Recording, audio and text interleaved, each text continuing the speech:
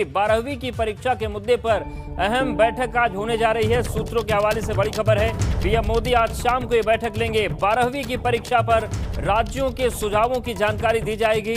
Board परीक्षा के विकल्पों पर भी चर्चा होगी। तो सूत्रों के हवाले से ये बड़ी खबर आ रही है। प्रधानमंत्री नरेंद्र मोदी आज एक शाम को अहम बैठक लेने जा रहे हैं। बोर्ड परीक्षा का पूरा मसला है।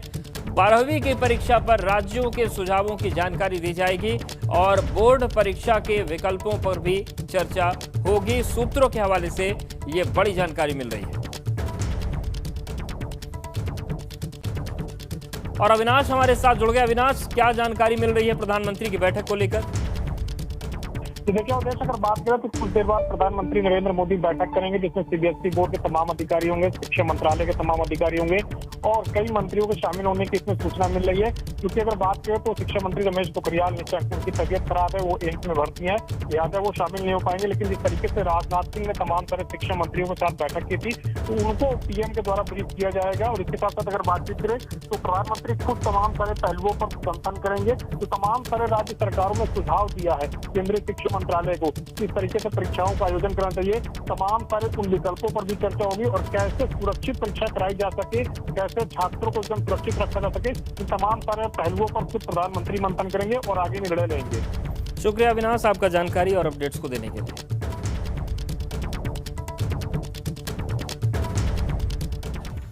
यूपी में अचानक आए तेज बारिश और तूफान से लोगों के आशियाने उजड़ गए। 3 तस्वीरें हम आपको दिखाते हैं। गाजियाबाद, मुरादाबाद और वाराणसी की तस्वीर आपको दिखाएंगे। गाजियाबाद के मसूरी थाना एरिया के भूरगढ़ी में तेज आंधी तूफान से मकान भरभरा कर गिर गया और करीब आधा दर्जन लोग मकान में मौजूद थे, जिनमें से एक की हालत गंभीर बनी हुई है।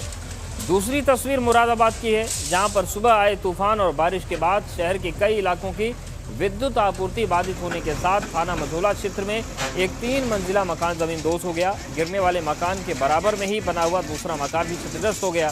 गनीमत रही कि दोनों ही मकानों में कोई रहने वाला नहीं था। तीसरी तस्वीर वाराणसी की है, जहां पर विश्वनाथ कॉरिडोर में जर्जर इमारत गिरने से हादसा हो गया, जिसमें 2 लोगों की मौत हुई है। प्रधानमंत्री ने इसका संज्ञान लिया है।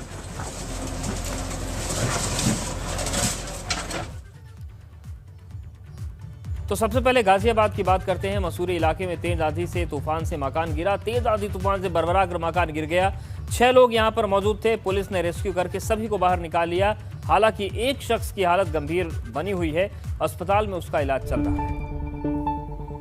तो तेज तूफान और बारिश की वजह से गाजियाबाद के मसूरी इलाके में एक मकान गिर गया।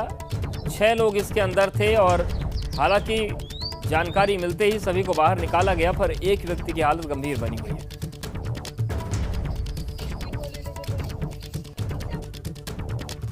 वहीं मुरादाबाद में तेज हवाओं और बारिश के कारण मझोला क्षेत्र में एक 3 मंजिला मकान जमींदोज हो गया।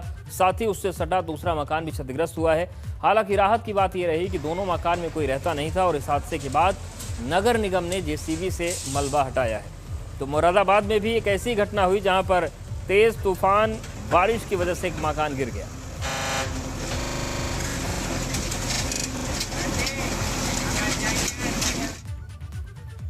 और पश्चिमी उत्तर प्रदेश के बाद अगर पूर्वी उत्तर प्रदेश की बात करें तो वाराणसी के काशी विश्वनाथ कॉरिडोर में भी एक बड़ा हादसा हुआ। यहां पर एक जर्जर इमारत के गिरने से 2 मजदूरों की मौत हो गई। वहीं कुल 8 लोग अब तक घायल बताए जा रहे हैं। आपको बता दें कि जर्जर भवन में ही काशी विश्वनाथ कॉरिडोर में काम करने वाले पश्चिम बंगाल के मालदा के रहने वाले मजदूर थे। इधर हादसे पर प्रधानमंत्री नरेंद्र मोदी ने भी संज्ञान लिया है और अधिकारियों से बातचीत की है। पीएम मोदी ने अधिकारियों से फोन पर जानकारी ली। मरने वाले मजदूरों के परिजनों को 5-5 लाख रुपए की सहायता दी जाएगी। घायल मजदूरों के लिए 50,000 की मदद का ऐलान किया गया है। जर्जर इमारत गिरने से 2 मजदूरों की मौत हो गई थी।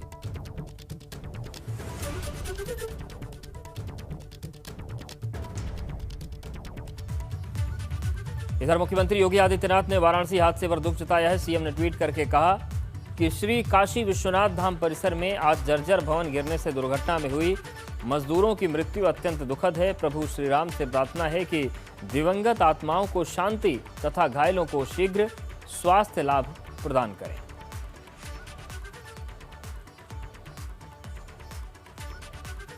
प्रशासन चाहे लाख दावे कर ले, लेकिन जमीनी हकीकत तो यही है कि गोंडा के जिला अस्पताल और उसके परिसर की बदहाल तस्वीरें हैं, जो आधे घंटे की बारिश में पानी पानी हो गया। हर तरफ जलभराव नजर आया, जैसे कोई तालाब हो। मरीज इसी पानी के बीच स्ट्रेचर पर लाने को मजबूर रहे। यही कोरोना के मरीज भर्ती हैं। यहाँ पर आए लोगों का कहना है कि ये कोई नई बात नहीं है, हर बरसात में इसी तरह से बुरे हालात गोंडा अस्पताल में होते हैं। इस बीच यहाँ पर कोविड की जांच कराए आए लोगों ने भी अपनी परेशानी साझा की। आप देखिए, तालाब बन चुका है जो एंट्री गेट है, और लोगों का कहना है कि कोई इस बार की बात नहीं है, हर साल इस अस्पताल के यही हालात पानी से होते हैं।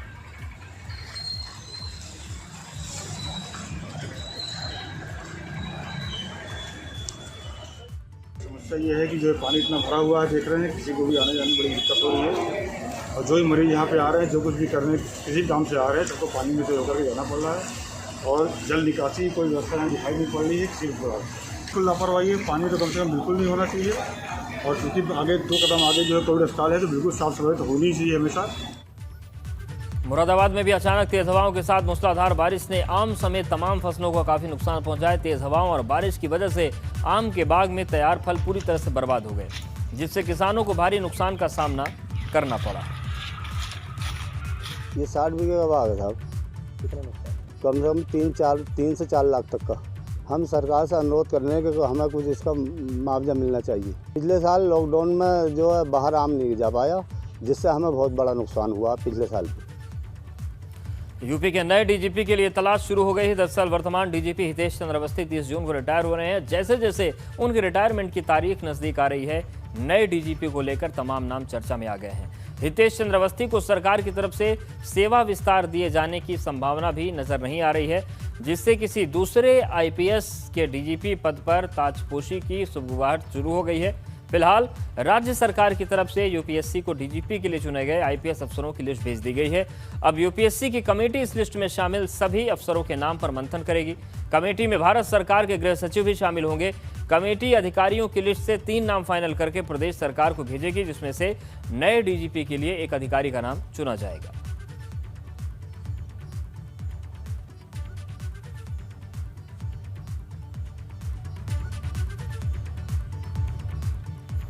पंचायत चुनाव के बाद अब जिला पंचायत अध्यक्ष पदों को लेकर जंग शुरू हो गई। गाजियाबाद में एक दूसरे के सदस्यों को जोड़तोड़ का खेल शुरू हो गया। राष्ट्रीय लोकदल समाजवादी पार्टी के सहारे जिला पंचायत अध्यक्ष की कुर्सी हथियाना चाहती है। यह हाल गाजियाबाद का ही नहीं बल्कि पूरे पश्चिमी उत्तर प्रदेश का है, जहां लोकदल का प्रभाव है। लोकदल का मकसद केवल और केवल बीजेपी के बढ़ते कदम को आगे रोकने का है, लेकिन बीजेपी नेताओं को विश्वास है कि उनका उम्मीदवार दूसरे दलों के सदस्यों को तोड़कर बहुमत हासिल कर लेगा और गाजियाबाद जिला पंचायत अध्यक्ष की कुर्सी उनकी हो जाएगी।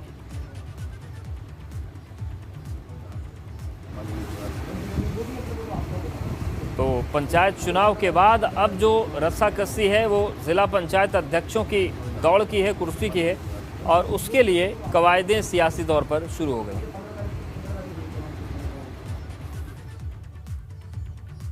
झांसी में मारपीट का हैरान करने वाला मामला सामने आया। यहां पर बाइक सवार 2 लोग पैदल आ रहे एक शख्स से भिड़ गए और मारने लगे। क्या है मामला, देखिए।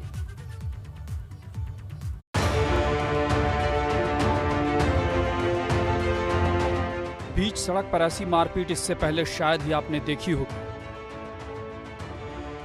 सीसीटीवी कैमरे में कैद इस तस्वीर को जरा गौर से देखिए। सुबह के करीब 10:15 बज रहे थे। सड़क पर चहल पहल थी, लोग पैदल और बीच बीच में बाइक आ जा रही थी। तभी बाइक पर सवार 2 शख्स रुकते हैं और दूसरी तरफ से आ रहे एक शख्स को रोककर उसका कॉलर पकड़कर बीच सड़क पर ही मारने लगते हैं। तस्वीरों में देखा जा सकता है कि बाइक से उतरते एक उम्रदराज शख्स और उसके साथ वाला युवक एक शख्स को बीच सड़क पर जमीन पर गिराकर बेरहमी से मार रहा है। इस दौरान उम्रदराज शख्स लात घूंसे और थप्पड़ बरसा रहा है, लेकिन इस दौरान कोई भी बीच बचाव करने नहीं आता है। मारपीट की यह घटना झांसी की है, जहां के कोतवाली क्षेत्र में एक मकान मालिक और किराएदार के बीच विवाद चल रहा था, जिसके बाद वो बीच सड़क पर ही भिड़ गए। लेकिन इसी बीच ये मारपीट वहां मौजूद सीसीटीवी कैमरे में कैद हो गई। फिलहाल पुलिस मामले की जांच कर रही है और बताया जा रहा है कि एक व्यक्ति को इस मामले में हिरासत में भी लिया गया। लेकिन यहाँ सवाल ये कि आखिर बात बात पर लोग मारपीट पर क्यों उतारू हो जा रहे हैं। Bureau report, ABP Ganga.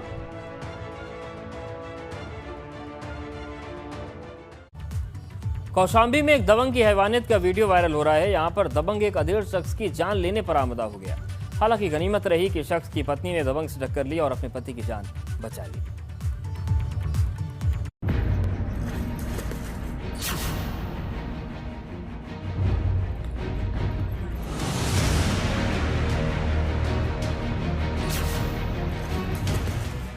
Kaushambi के इस वीडियो को देखकर आपको दबंगों के बुलंद हौसलों की हकीकत का अंदाजा हो जाएगा। देखिए, ये दबंग हाथ में तमंचा लेकर इस अधेड़ को जान से मारने की कोशिश कर रहा है और वो इससे बख्शने की गुहार लगा रहा है। हम आपको इस दबंग की हर एक हरकत बारी बारी से बताएंगे। दबंगई के इस वायरल वीडियो में देखिए, सबसे पहले मुंह को गमछे से छिपाए ये दबंग अधेड़ शख्स को तालाब में ढकेल देता है। इसके बाद तमंचा निकालकर उस पर तान देता है और उसे गोली मारने की कोशिश करता है। मौत को सामने खड़ा देखकर पानी में गिरा शख्स हाथ जोड़कर रहम की भीख मांगता है। इस बीच शख्स की पत्नी बीच बचाव करने पहुंच गई और अपने पति को बचाने के लिए इस दबंग से भिड़ गई।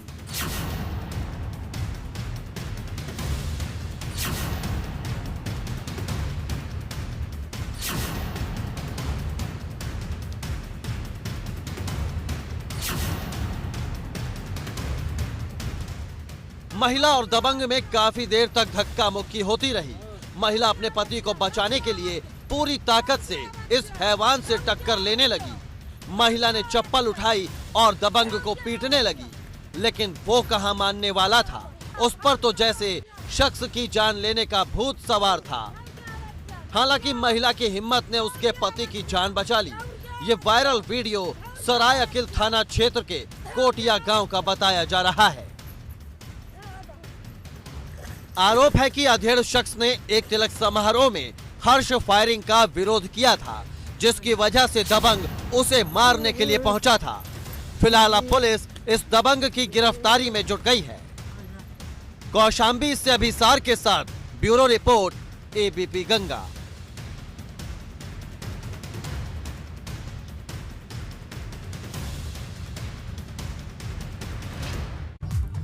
अलीगढ़ जहरीली शराब कांड को लेकर सियासत गर्मा गई है। सियासत के बीच भारतीय किसान यूनियन भानु गुट के राष्ट्रीय अध्यक्ष पीड़ितों का हालचाल जानने के लिए अलीगढ़ पहुंचे। यहां पर उन्होंने पीड़ित किसान परिवारों से मुलाकात कर उन्हें हर संभव मदद का भरोसा दिया। इस दौरान किसानों ने उनसे मुआवजा दिलाने और शराब के ठेके बंद कराए जाने की बात कही। राष्ट्रीय अध्यक्ष भानु प्रताप सिंह ने किसानों, गरीब या मजदूरों की दुर्घटना में मौत पर 1 करोड़ रुपए मुआवजे की मांग की है। तो राजनीति इस पर हो रही है, लेकिन सवाल यही है कि क्या परिजनों को न्याय मिल पाएगा।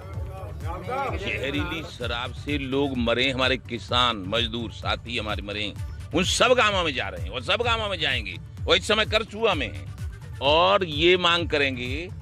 हम आज से नहीं, ब्रज के बिरतचंद पूजनीय रमेश बाबा ने हमारी ईमानदारी पे प्रभावित होकर हमको 1 मार्च सन 11 को भेजा था दिल्ली, तभी से मांग कर रहे हैं। मौत कब, कहां और कैसे किसी को अपनी आगोश में ले ले, इसका पता नहीं। अब इस दर्दनाक हादसे की तस्वीर को देखिए। एक लड़कियों को क्या पता था कि मौत उसके पीछे अचानक आकर उसे दबोच लेगी।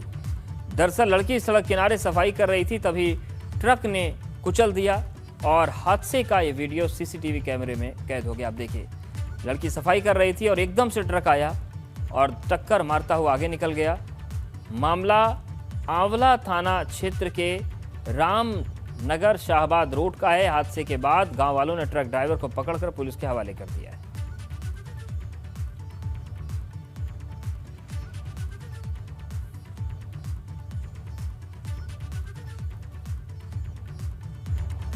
यूपी में कोरोना की कम होती रफ्तार को देखते हुए अब ढील देने का फैसला लिया गया है। 61 जिलों में आज से अनलॉक शुरू हो गया। इन जिलों में एक्टिव केस 600 से कम हैं। यहां पर आज सुबह 7 से शाम 7 बजे तक बाजार और दुकानें कोविड प्रोटोकॉल के तहत खुलेंगी। हालांकि शनिवार रविवार यानी कि वीकेंड लॉकडाउन रहेगा। फिलहाल जिन जिलों में स्कूल, कॉलेज और शॉपिंग मॉल बंद रहेंगे, सिर्फ ऑनलाइन क्लासेस चल रही हैं। तो 3 जिलों में राहत है। लगभग 61 जिले ऐसे हैं जिन्हें अनलॉक किया जा रहा है। 200 से अधिक केस वाले जो है वहां पर ज़्यादा राहत है, लेकिन 1100 से ज़्यादा केस जहां पे हैं वहां पर राहत फिलहाल नहीं मिलेगी। और आज से उत्तर प्रदेश में शर्तों के साथ 61 जिलों को अनलॉक किया जा रहा है। हालांकि वीकेंड लॉकडाउन जारी रहेगा। तो देखिए, अनलॉक वाले शहर हैं अमरोहा, रायबरेली, गोंडा, औरैया। इसके अलावा मुरादाबाद, प्रयागराज, ये तमाम जिले हैं जिनको अनलॉक की प्रक्रिया में लाया गया है।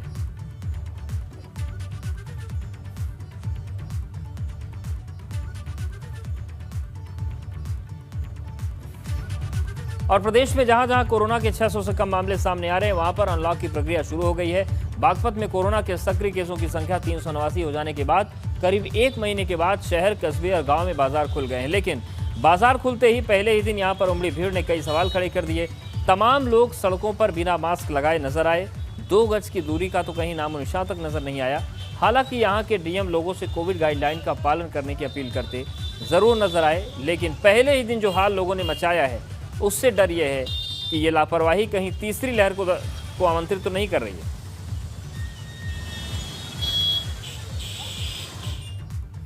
वही औरैया में भी अनलॉक होने के बाद दुकानें खुलने से व्यापारी में उत्साह देखने को मिला। बाजार खुलने के बाद लोग दुकानों पर ग्राहकों का इंतजार करते नजर आए। हालांकि कुछ दुकानदारों का कहना है कि अभी बाजार जमने में समय लगेगा, लेकिन सबसे बड़ा सवाल यहां पर सोशल डिस्टेंस का पालन कराना और करना होगा।